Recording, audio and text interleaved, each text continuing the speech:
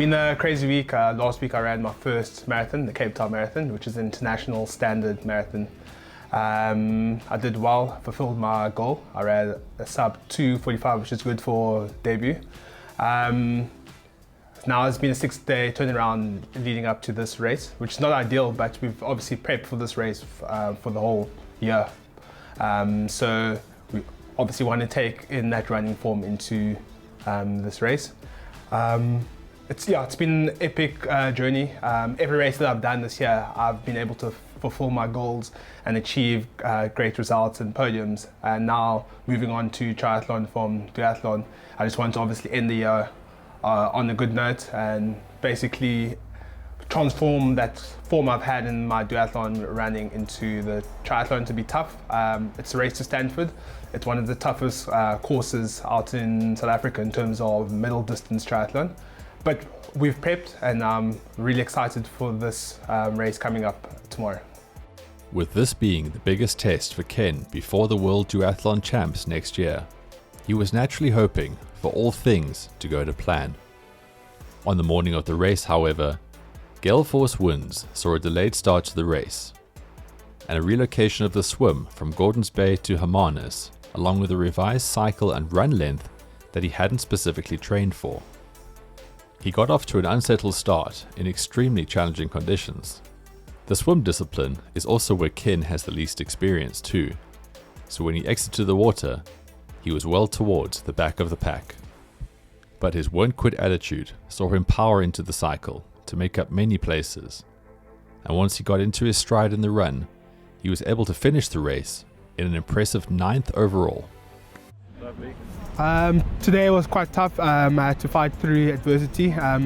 This was just basically a testing practice run for next year. So I have the World Duathlon Champs coming up, and basically I've learned that physically I can do it, but it's all about the mental aspect. And I think I've ticked the box of the mental aspect, and I can just take this further forward next year. I think I can achieve even better than what I did this year in my World Duathlon Champs, and even get a possible win.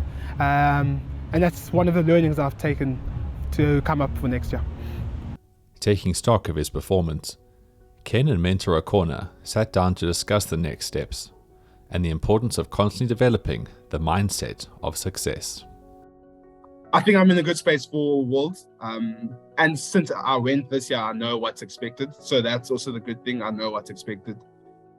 It won't be a big shock to the system. It's been like we've been there before. Now it's just basically get going, race. Which is good. And I think, what's important, it seems like you've got the training part under control. And now it's just making sure that your mindset is ready. Because obviously, competing against other people, everyone trains as hard as you, or even better. But I think once you feel comfortable with where you are in terms of your fitness and the parts of the race that you're going to do, it all boils down to the mindset. If your mindset is there and is ready, and having that mindset of saying to yourself that you're the best in that sport at that time, and you're not going to be beaten. It just takes you to another level, because then the way you compete, when you're cycling, when you're running, you're just on another level. And I think that's, if I look back, because I'm a big golfer, and I think that's how Tiger Woods used to dominate in his time. Just that mindset, just knowing that he can't be beaten, and players around him have to try and chase him. And that's a mindset that you must try and work on now. And the nice thing about it, there's still time before that World Champs. Once you see progress, then your confidence comes with that. And once you're confident enough, then your mindset will also shift to that next level. With his confidence constantly growing in his abilities and his unique won't quit mentality, Ken is well poised to do his country proud at the World Duathlon Champs in 2023. For more on Team Ndungane and the other teams of the 2022 Ryobi Won't Quit Crew, visit won'tquitcrew.co.za.